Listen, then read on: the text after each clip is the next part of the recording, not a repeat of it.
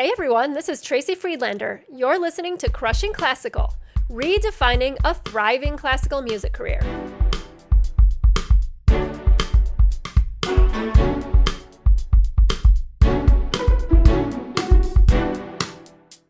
On the show today, I have Greg Harrington, violinist who has created his own career as a soloist, playing standard classical repertoire and popular music in a way that suits his taste.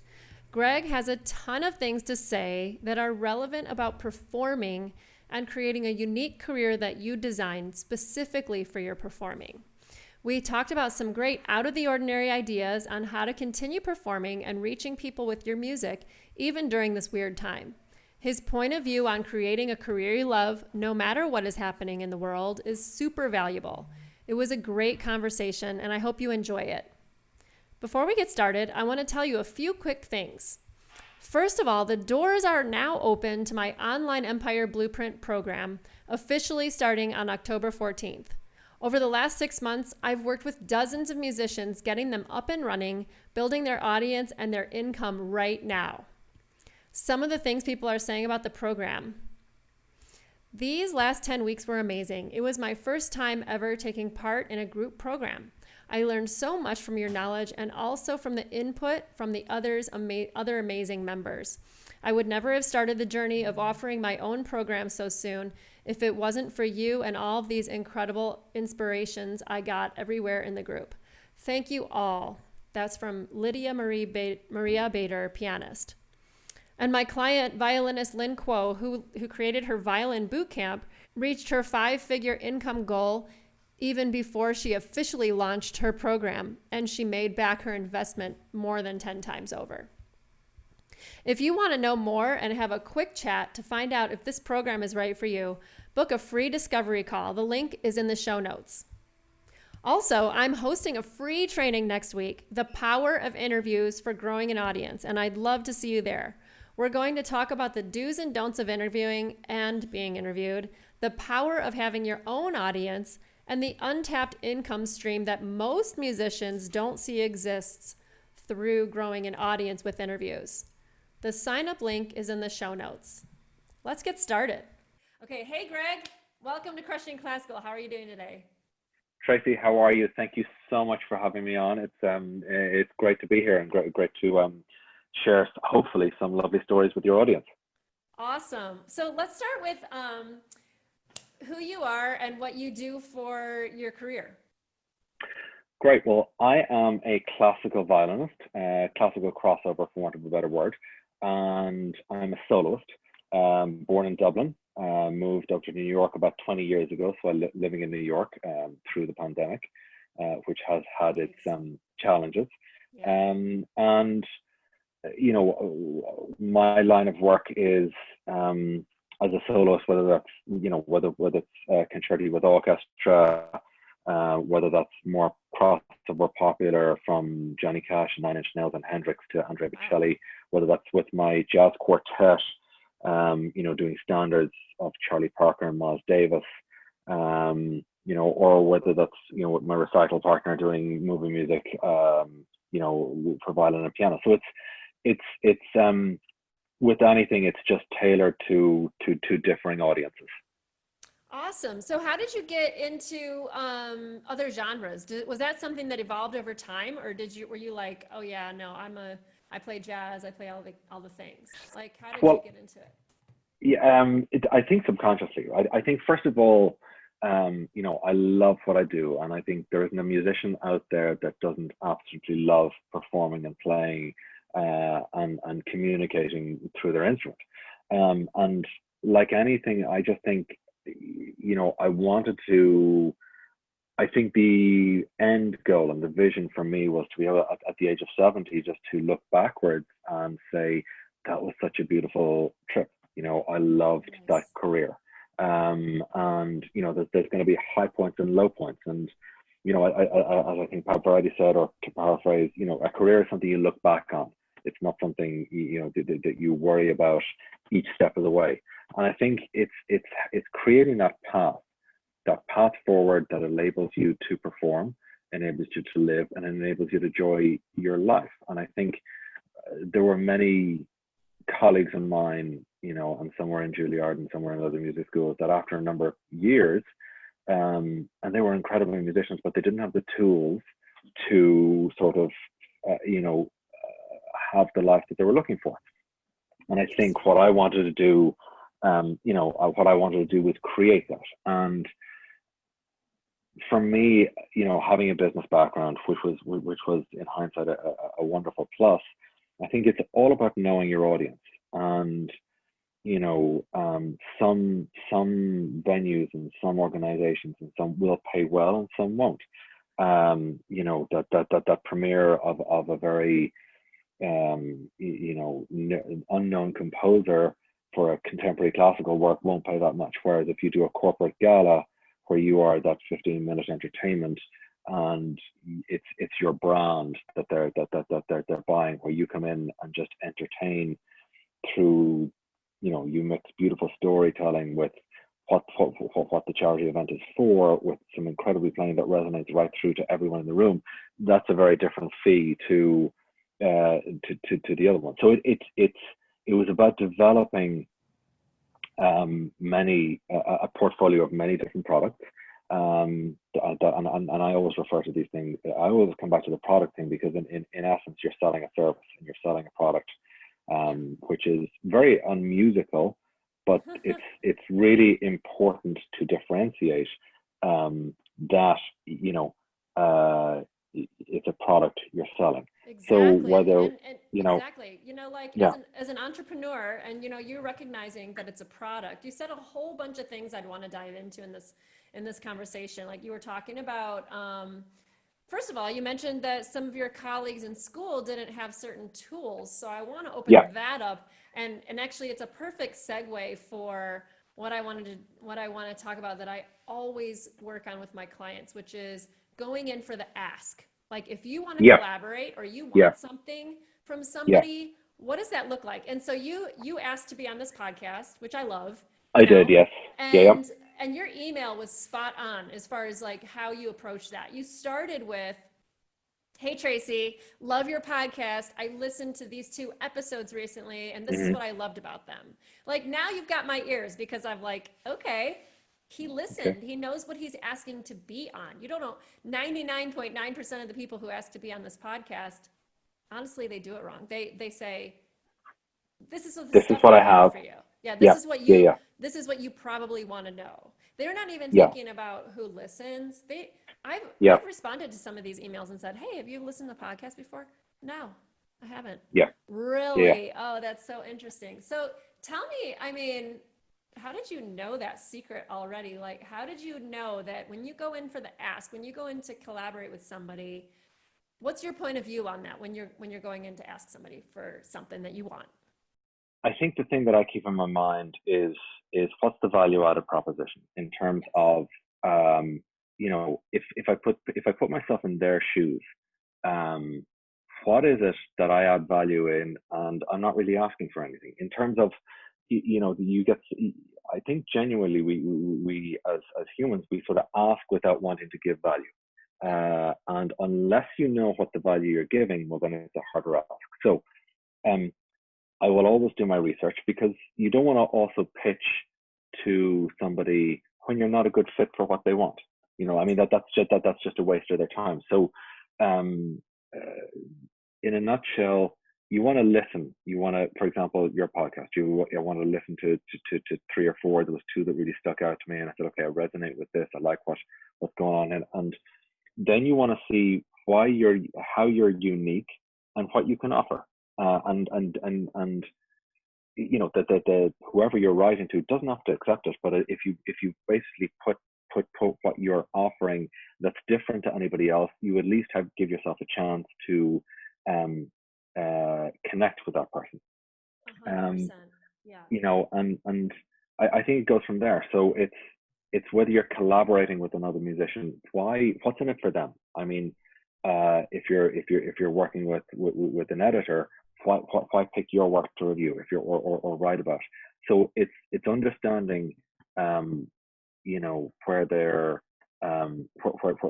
where they are in terms of their work and what they need, and what would be interesting to them, what would be creatively interesting. And and I think the and once you get that, and this is probably one step further, but it's just, make sure that no matter what you do, no matter where you are, the center of your circle of who you are is your vision and your energy. And when you show up, you just deliver on everything. Because there's nothing worse than pitching something and then not delivering.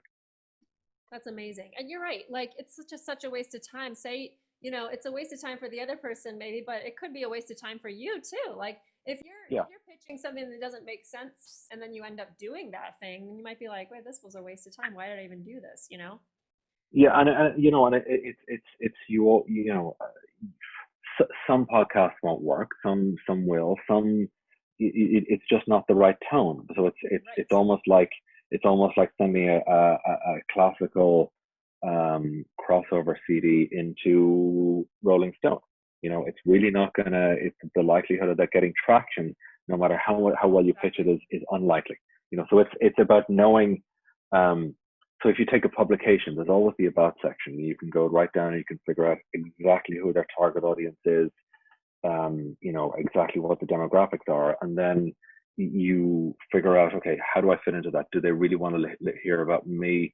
And if it's if it's a certain demographic, yes, they do. If it's another demographic, they have no interest. So then there's no, I'm just not even going to get a reply from an editor or a managing editor in that respect.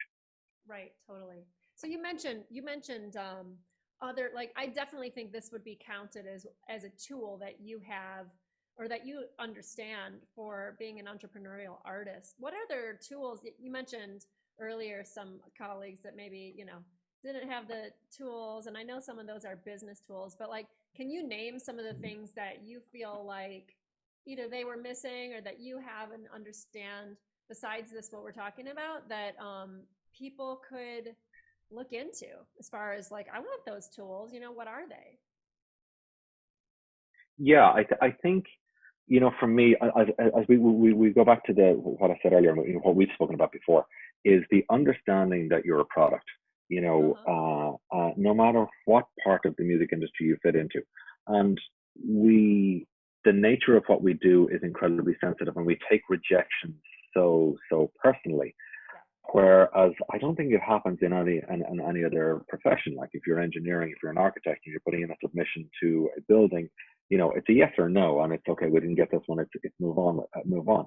Yeah. But we take rejection as of our playing so personally, and Mm-hmm. I think it's really more to do with there's a great Samuel Rebecca quote of "try harder, fail better." And every no we get is one step closer to a yes, and Yes. understanding that for every 50 pitches I'll write, 10 might read, five will write back. Will I get two that will actually lead to work? And that's the more you read about sales and the more you read about marketing and stuff like that, and understanding that that's the norm, then and Yes. that's how people choose, then it's okay. And I think Yes. so like for me, it was the idea of understanding how to earn a living. And there's two words that I use, which are employable and unplayable. And the stuff that I do to make myself employable isn't necessarily the thing that I love doing, but the stuff that I do to make myself that implayable is the stuff that I love doing. And make so it's about mixing everything up and figuring out, okay, what do I need? And in college there was no one that ever did that for me. So it was basically and I had a lovely circle of friends and a very wide circle of friends, and many of them weren't musicians. So I could always get advice about finance and whatnot from friends in my circles. But knowing, that if you start that little, a retirement fund early on, you can actually look after yourself later on. Knowing that some simple tools of branding, which will enable you to define your niche, and define what makes you unique, an individual, so that nobody has what you do. Knowing how to position yourself there. Understanding and absorbing those promotional tools, whether that's social media, YouTube, LinkedIn, email lists, and managing and curating email lists, and centralizing your message. It's all about that and networking. I think the biggest thing for me was, like, one of the things for me was networking, because people do business with friends. Yes. And the more people you know, and the less people you go, and you to go back to what we spoke about earlier, if you have a hard ask initially, the likelihood, without any business relationship or without any relationship, it's harder to follow through. Whereas if you build a relationship, sometimes it takes 6 or 7 proposals and different pitches that are value to that person before they say, actually, someone, I'd really love to do this.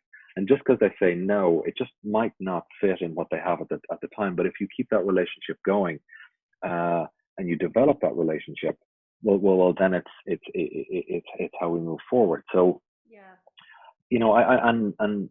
I think it's that, and it's management of time and management of resources. I mean, we do have this tendency of spending a lot of time on the things that aren't important. A lot of time on that 80-20 rule of, we spend 80% of the time on 20% of what we really, of what earns, as opposed to, the other way around, the maximum amount of time. Oh God, did I get that wrong? Anyway, you get the idea. It's we spend a lot. We don't spend a lot of time, enough time, on the things that really, really make us unique. Yes. So it's putting it all together, and it's understanding that, having that, 6 or 7 tools and circles around you, whether you want to put branding in there, or management, or sales, or whatever it is, and then bringing that all and making it all fit together. Once you can do that, I think, then you have this, and it's having the ability to always keep and executing your plan. It's don't worry about, because it's about this career. It's peaks and drops. So it's just keep going and keep doing it, and keep upgrading your vision, and polishing your vision, and doing Yes. what you love. Exactly. So, you mentioned a couple of things here that I'd like to go go into. Sure. So, one of them that I love is the idea of rejection. And I was talking about that with Yeah. a podcast guest the other day. And he was saying, like, everyone in the classical world is used to auditioning, and it's Yeah. like you're either a fit or not a fit. And he had a really great point of view, and it's matching exactly with what you're saying. Like, instead of taking it personally, look at it more like, hey, they're not looking for this, they're looking for something Yeah. else. I'm blue and they're red, or whatever. And use, like, it's y- simple as black and white, right? I'm saying all these different colors, but, like, it's like Absolutely. they just want orange juice instead of apple juice, and it's not a big deal, Yeah. right? And so Yeah. there's that. And also that, like what you just said about that, it's a numbers game, essentially. Like, the more you go out there and the more you put yourself out there, like you said, it's a numbers game. So The doing it more you more. expand your, yeah, the Yes. more the more you the more you expand your network, the more you expand your connections, the more, on the presumption that you have a a value added product, something to add value Exactly. to somebody's life. Yes. There's no point in doing this if it's it, you know if There's I no am, value. absolutely, if I pitch the New York Philharmonic and I'm violinist number 500 who wants to play Brahms, no. Right. There's no interest in that. But it's about how do you, and it comes back to finding what you do that's unique, That's no unique. matter what. Yes. Yeah, And and you could. this leads to a conversation about branding, I think, because, like, I love that you just said that, because at this time, and we're, it's necessary, I think, on every single podcast this season to talk about Hmm. what now, right? Because we're in this Yeah, really weird time. And yeah, I feel like a lot of musicians, considering that they trained in the classical niche, are like, well, I play Bach, I play Brahms, whatever. But you're so right. Like, if you pitch yourself, you're the 500th person to say, I can play Brahms today. yeah, yeah, What yeah, makes you special and unique? So maybe it's not yeah. that you play Brahms, maybe it's that you play different genres, or what is it? So let's talk about that a little bit, Sure. with branding, especially. Yeah, And yeah, so, two questions. The sure. first is about branding, and then I want to go into, what does that look like if you haven't before diversified? Okay. So branding. Branding is the visual that people will see. Branding is what their feeling is Yes. when they encounter you. So if you can have all the same text on a website, but one will stand out and one won't. And if it's visually done beautifully, and it's curated well, as opposed to just something simple, your branding is much stronger. So it's about creating your online presence, and your visual presence. Um, it's also that's the initial part, and then it's also about understanding where you fit in. For me, I was positioning myself, in almost just a little south of where Nigel Kennedy is, where he does, his Vivaldi's, his Elgars, and he does a little bit of Hendrix and whatnot. And Charlie Seam is in there, who's another wonderful violinist. Um, in that sort of sector. And I think one of the reasons I got into jazz, it was because I'd never felt that um, there had never been a classical violinist or a jazz violinist that had crossed over to do beautiful jazz and vice versa. We've had Menuhin and Grappelli, and it was very much. It wasn't, it was. It's that recording is beautiful, but neither of them did the other, to such a high level. It was a beautiful collaboration, but it wasn't Menuhin doing jazz. Um, and Kennedy has stepped it up, and his recordings are really wonderful, and I do like them. And they're really beautiful, and his improvisation skills are awesome. But it was never that Miles Davis sort of feel that he got, or Coltrane. And then you look at someone like Stu Smith or Joe Venuti, and you wouldn't put them out playing Bach, or you wouldn't put them out playing Beethoven. So for me, there was a massive void, where classical meets jazz and has a successful crossover.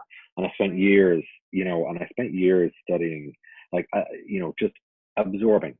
And I specifically didn't listen to violin because I didn't want to have any violinistic influence. I wanted to do what was organically me, and and I was trying to get inside the heads of Miles Davis and John Coltrane and Charlie Parker, and Stan Getz, and see what it was that they did that was so unique, and what their voice was. Because, like, interestingly enough, you have a piece of Beethoven, like if you have a sheet of Beethoven, the dot, a dot in Beethoven means something slightly different to Brahms, means something slightly different to Mozart. And then you contrast that to a lead sheet where you just have melody and chords and a basic melody. Yet at the end of that, when both those performers play, who are interpreting those, you get something that's just incredibly beautifully, an incredible musical connection and conversation. So both those styles are going to the same end product, something that's emotional, something that's powerful, something that's meaningful. So I wanted to try and see, how I could get that same end product, through jazz, and studying sort of Chris Bodie and whatnot. So I recorded, was it last year, 2 years ago, released it last year, and I was sort of blown away with the reviews from jazz magazines and whatnot of how unique it was and how beautiful it was. And so I was really, really, really happy. But that again was such a long project, and a lot of trial and error, and a lot of getting up on stage, in more low pressurized situations where I know I could, like, for example, a gala, just take a risk, and if it didn't work, I would know, and it wasn't the end of the world. And musically push myself into that area that I was uncomfortable, to see what would happen. And I think it's if you're consistently looking to gravitate towards that area where you're uncomfortable, that's where you learn, and that's where you grow, totally. and that's where the growth comes.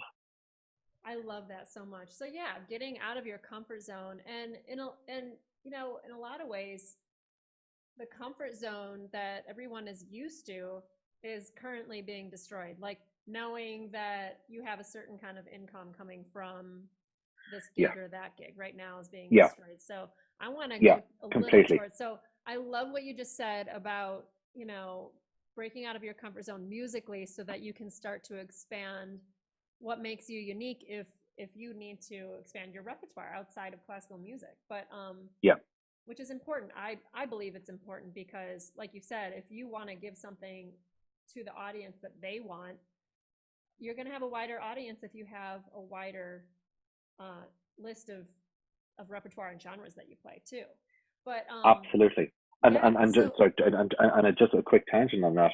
Sorry, try to interrupt you, but it's uh, when you then come back to works that you've studied, and you've evolved so much because you've gone down this different path and you've been open musically to something else. You see things in a different light, whether that's Beethoven, whether that's or Piazzolla or whatever it is.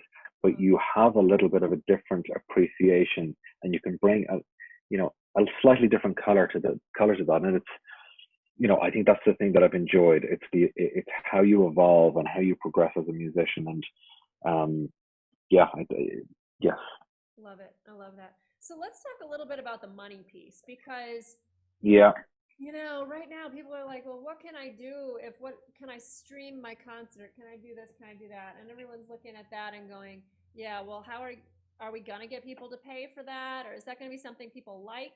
And then, I teach audience building, and one of the things people have asked about a lot is like a Patreon account or something like that. And it always goes back to what are you giving the audience that they want that's unique that they'd be willing to pay for? So but yeah, you have a whole bunch of ideas about how to go forward making money right now, yeah. and Well, some of them are really unique ideas. So can you share some of those things that we sure, talked about? Yeah. sure. Well, I think first things first, knowing that the audience, most people are hurting, so it's harder. Something is scarcer, more scarce at the moment, so it's harder to tap into that income Hmm. that would be out there initially. So Patreon, it's slower.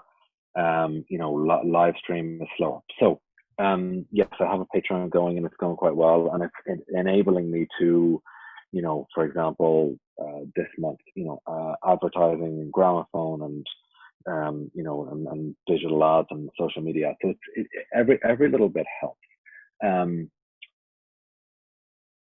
for performances, so this morning was the first rehearsal I've had in 7 months. Oh wow. From a concert in like the last concert I did was in Amsterdam just in February. So so it's sort of weird getting back on the horse again. It's a little bit, it's your emotional stamina. You realize that you haven't been doing it, and it takes a lot more out of you. But Mm. so one of the relationships that I've built over many years is the Irish Repertory Theatre, and What? they are Sorry, what did you say? sorry. The one of the relationships that I've built over the many years is with the Irish Repertory Theatre Oh, in okay. New York, and we've done sold out concerts yearly, twice yearly, whatever it is, and they wanted to go in, and test the waters with musical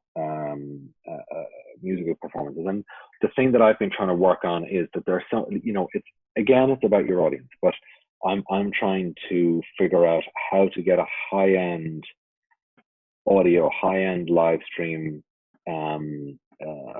so that your sound quality and the product is really, really good. Because there's a lot of, and every performance is a place, and there's a lot of lo-fi, so it's just more regular on Facebook Live. So with this, we're streaming or we'll be doing a taped performance for the Irish Rep Theatre, and that's going to be donation only. And I think so the first thing to see is where's your audience and what do they want to hear, because it's more relevant to be in front of them and remain in front of them than it's not. So doing something that you do that's quality is the great way. Now, even if a lot of them don't log on, or if a lot of them don't tune in, but having that vision or having that presence online, um, because you never know who's looking. I Exactly. think for me, with I'm talking to a lot of conductors. I've got a new album coming out of Philip Glass in November, and I'm trying to work with a beautiful venue here to live stream on the evening, and that's tricky. It's going to be hard to do successfully, just in terms of the costs for live streaming and the cost for sync licensing and whatnot for Philip Glass and whatnot. So that will be a performance that I'm just fundraising for. The other side of that would be, I've done many performances for presidents and the UN and heads of state and sporting icons and CEOs and whatnot. So I've also developed a much more higher end where I have a studio that I'm working in Midtown, which is a beautiful lit. It's really for that sort of showcase performance if you want to bring in 30-40 record execs and whatnot. So it's got the lighting, it's got high end audio. Sorry, let me cut in for a second. Yeah. It's more like a high end package. We talk of with my clients, I talk about creating packages and what that looks like. Yeah. And so this sounds like a package that you would offer to someone and charge a lot more money. You've got CEOs and you mentioned the UN. Yeah. I don't know how you connected with that, and maybe you can share that. But and I know in our previous conversation you had talked about partnering with people like chefs and other artists and food. I mean, come on, who wouldn't want that? To create an experience and then charge a lot more for that. So can you talk a little bit more about that high-end experience and how you've created that in the repertoire of packages or products that you offer? Sure. So with the CEOs, for example, what my idea is, can I live stream? So CEOs will not, they're not entertaining in restaurants anymore. That it's much more of an entertaining at home. Yeah. So can I do a package where I can just go to their home with both cellists and give them that 15, 20, 25, 30-minute performance, whatever that is, and for a good concert fee? Or can I go into a beautiful studio and live stream onto their 60-70 inch theater, because they're going to have a fantastic sound system, and give them something for their C-level suite executives, something right that's personal for them right there. You have a chef like Daniel Bulo now giving packages in to let's say it's a couple of grand for here's your meals for the weekend, or he will come in and he will cater a private party, as will many other chefs. So can you, right, if they are pitching to their so if they are pitching to their audience, what's in it for them, right? So if you say here's the fee that I charge for this package, if you offer this with your promo material and whatnot, and a guest picks this up, your kickback will be 20% or 30%. So for them, by them adding your package, they get quite a nice retainer fee or something. So not only that, if there's a high-end client looking for a personal chef to come over, and they're choosing between Chef A that doesn't have a jazz string quartet versus Chef B that does, that might put that person ahead of the game as well. So that's what's in it for them right there, right? Yeah, absolutely. So it's but it's sitting down and understanding. I've got a call this week with an incredible up and coming chef who has an incredible network, and we're just going to see can we partner, of which in a way that there's value added for him, there's value added for me, and it's really things like that. So it's about, again, it's always about understanding your audience. Yes. No matter what we do, we're going to have to be ahead of the curve with technology. I think that, and once this pandemic is gone, we're still going to have to be ahead of the curve with technology and how we access audience. So it's just an evolving thought process. So I agree. And you know what, Greg? Pandemic or not, these skills, you need to have a successful career regardless of what's going on in the world. And I can tell you this, what you've spoken to is not only like value added proposition when you're looking to collaborate with someone in a business opportunity like with these chefs, but also we're talking about again the relationship building thing. Like you know this chef already, you've had an experience with Mm, him, maybe you've eaten at his restaurant over and over, yeah, or maybe yeah, you know, you've met him in other places, or you know, you never know. Like I just you know, we're in Mexico maybe, right now, and we're friends with this we made friends with a new person recently, and yeah, this guy is like, he totally understands the relationship building thing. Like he's like, yeah, um you know, I'm super good friends with this chef, and then we wanted to have a special dinner for my husband's birthday, and well, you know, he's yeah, friends with this chef, so he called ahead and asked if we can get this other, you know, the special kind of steak, and he went and got it even though he didn't have it beautiful. on hand. And Yeah, like, you know, this is like the kind of thing where like if you're building relationships continuously, now you can go yeah, back into who do I have relationships with already, you know. I yes, feel like that always happens if you've lived in a place for a long time. It kind of happens organically, right? Like you've been in New York for what it you does. said, Yeah, 25 years or something. 20, But yeah, 20 years. consciously knowing like, hey, I've already built a lot of these relationships. Who in my network is somebody that I could create a really awesome high-end package with? That's a great Yeah, idea. and if you have, for example, if you have a string quartet that you normally play weddings, and weddings are not happening at the moment, Right. can you partner with a chef that might just want some background music? Uh-huh. And so some places will open, some places won't. You know, around the country, and you know, you never know. You might take a less of a fee there, but there might be a couple of people in that restaurant that say, "Here's my card. I would love to see Exactly. if you're available." So that lesser fee, it's not always about the fee. It's about making the connection, and especially now, it's about figuring out ways to get, as I said, in front of your audience. Um, Yes. so that lesser, and you know, that's just an example, but there's so many ways that you can just figure out how to get in front of your audience. Absolutely. I love that what you just said too, because you know, it's easy to, on one hand, you want to get paid what you're worth, of course, but in this Yeah, situation where you're making connections and you never know who's going to yeah, be in that room at that time, you yeah. could create yourself even more income because you're being seen and because you're making connections and working on, you know, adding value essentially. Yeah, and that could be something, is, you know, that there's a beautiful tent where, you know, people have this outdoor space in the restaurant. You could be doing it on the sidewalk. I mean, there's so many options of, you know, making sure you're safe. But if you just think outside the box, and if you remember that anybody that you pitch to will not have a classical background, they won't be. We've operated within such confines to create beautiful music, but you have to think way outside the box, because someone will just see what the possibility is.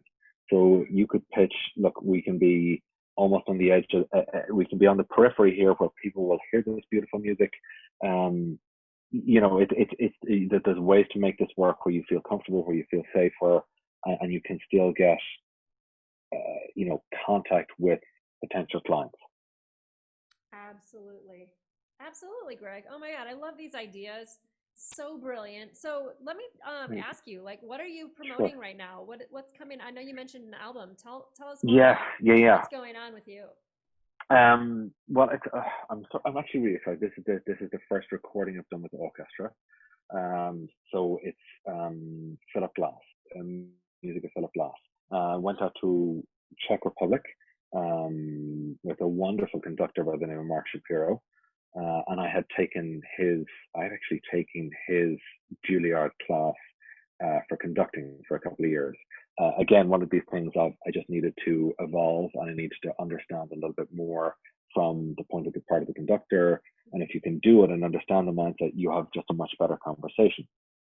And I loved it. And you know, I conduct a small orchestra here in New York. But so Mark and I went out with Janicek Philharmonic, and we recorded Philip Glass's Violin Concerto number 2.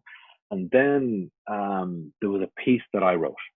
So I'd heard the movie The Hours and loved it, and it was an Oscar nominated score. And you know, I, having done transcriptions for years and years and years, you know, coming back to the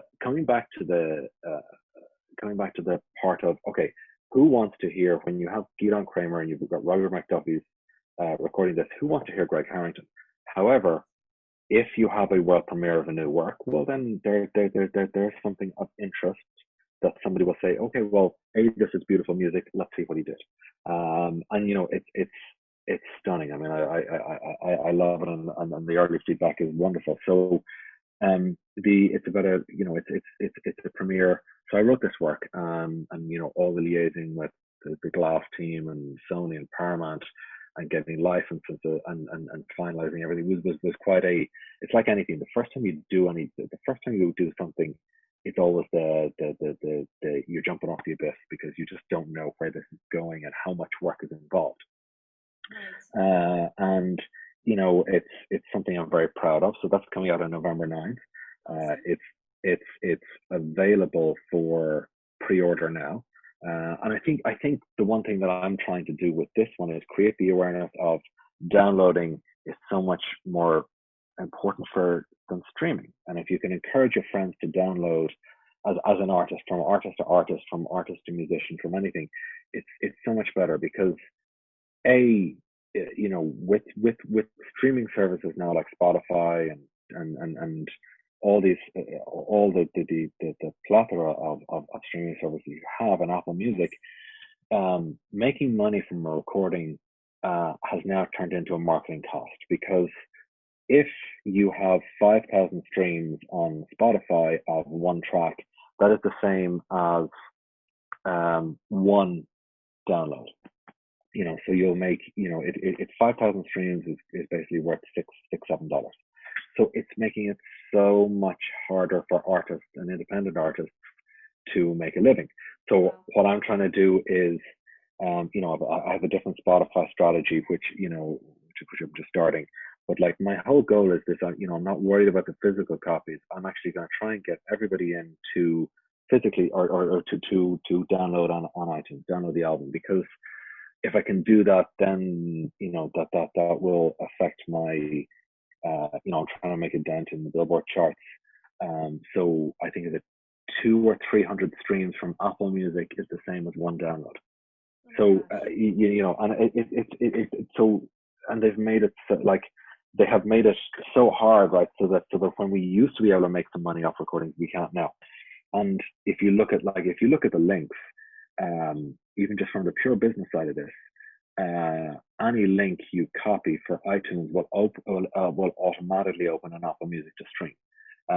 So you know, this is the part where you know, I'm trying to educate my audience and saying, look, if Yeah. you can support it this way, you know, this is my goal, and you know, and this is the way you Yeah, can you help. know, I actually I'm glad you're bringing this up because I'm aware, I think most people, especially musicians, are aware that streaming doesn't give what, you know, the kind of benefits to Mm, you know, to the artist as buying the album. And I try to yeah, buy, actually, you know, you're so right about that. Apple Music doesn't make it easy. Like you click on the link and a lot of times it will ask you if you want to join yeah, Apple, whatever they call that. Like, I don't know, yeah, about Apple Music where you pay $10 a month to stream, yeah, like the yeah, kind of the competitor of Spotify versus yeah, like buying it. They changed the platform so much so that like I don't even know where the music that I bought is it still on that app. Like it made it really really confusing actually for the user, I think. And I yeah. tried to,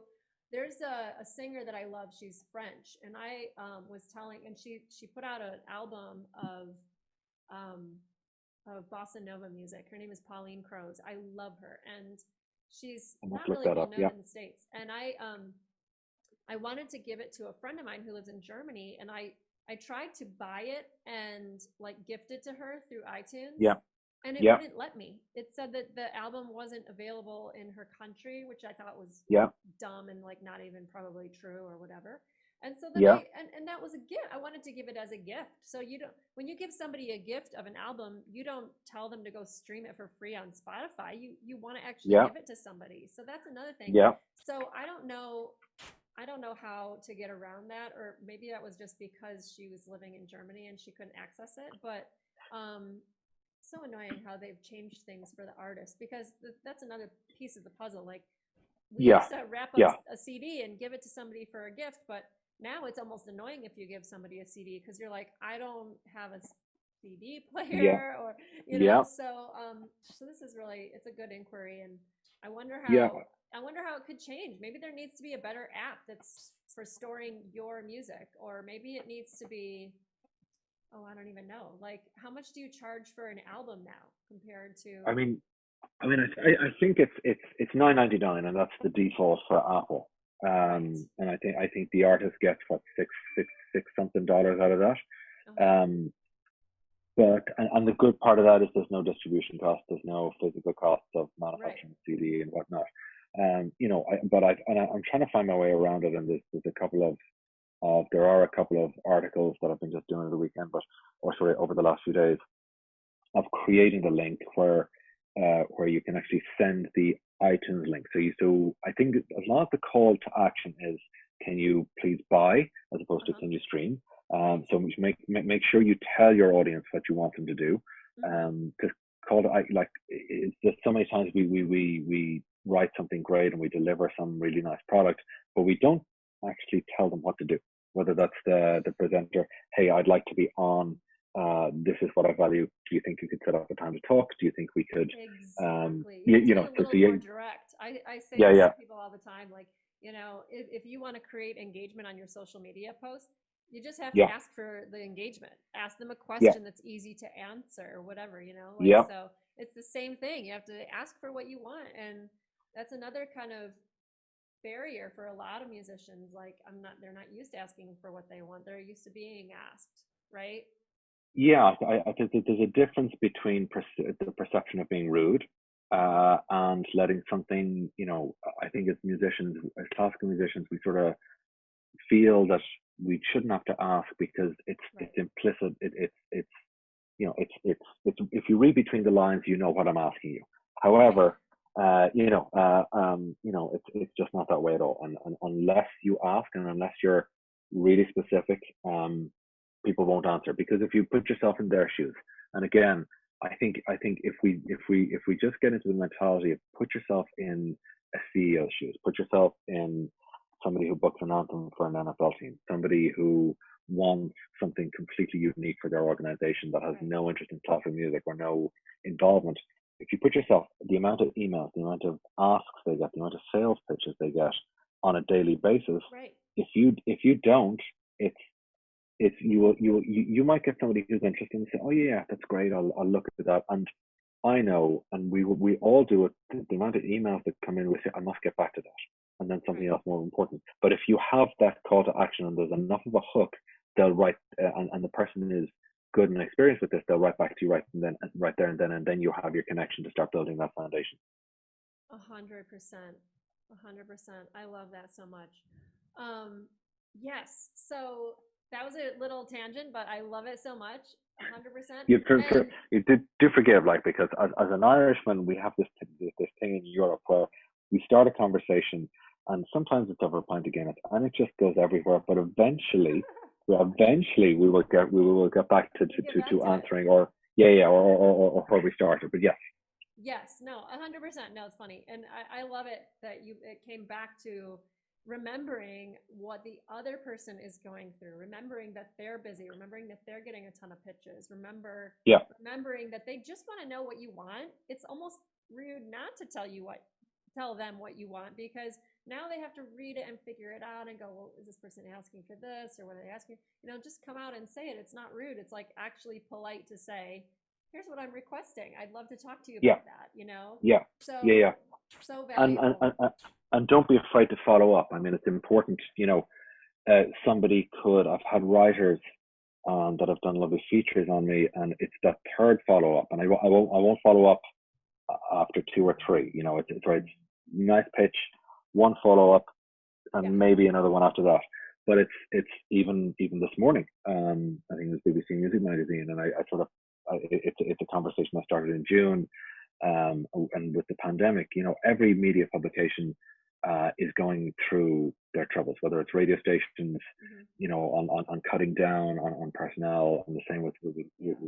with media. But the editor got back to me this morning and said, "Greg, thank you so much for keep asking me because I love the idea, but I've just been swamped. So let's go ahead. And Exactly. that was the third time now. Just of and it wasn't a case. And so to be clear, I didn't say, hey, what can you do for me? You haven't replied. I Exactly. basically just I send another value pitch of saying, just want to circle back on this. I know. For example, in this specific case, I know personnel and I know budgets are low. So I'd love to. Here's my value added pitch where it makes life very easy for you. That was it in a nutshell.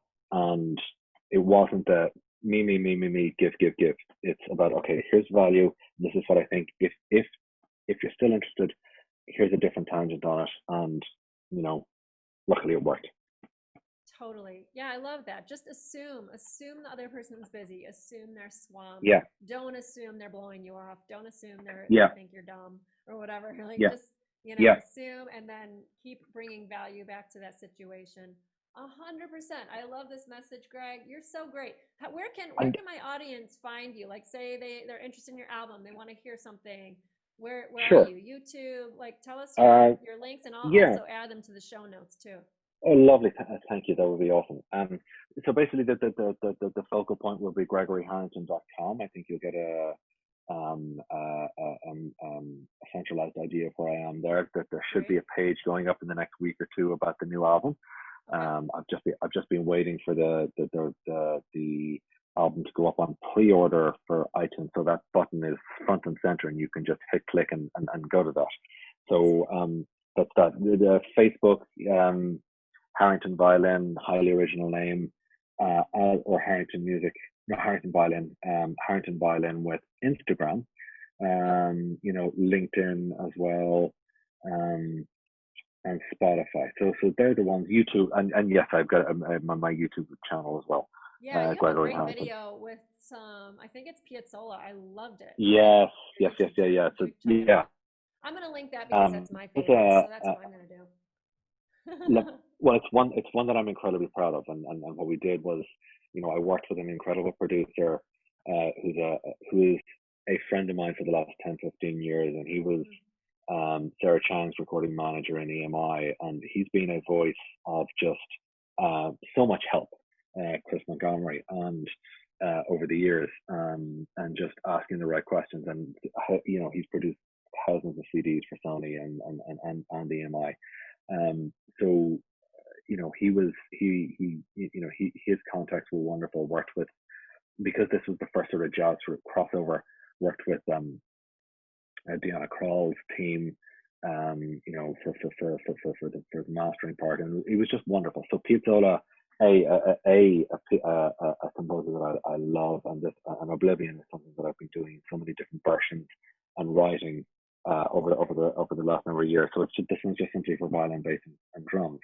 And I Love it. think for the video, again, it's about creating something unique and different. So of all things, I got the inspiration from Every Breath You Take by Sting, and he did this incredible black and white video that was just iconic at the time, and I think it was just the way it was shot and the ambiance that it created. And I brought it to a very talented director that I work with, Michael Rabile, and we just talked through it, and we just all through the screenshots of what we want and how we want this to feel and whatnot. And yeah, it was just fun. It was just really, really fun to do. So I'm sorry, all to say thank you, because that's one we're very proud of. Awesome. I will definitely link that in the show notes. Thank you so much for Yeah. being on the show today, Greg. Thank you so much, Tracy, for your time. This has been wonderful.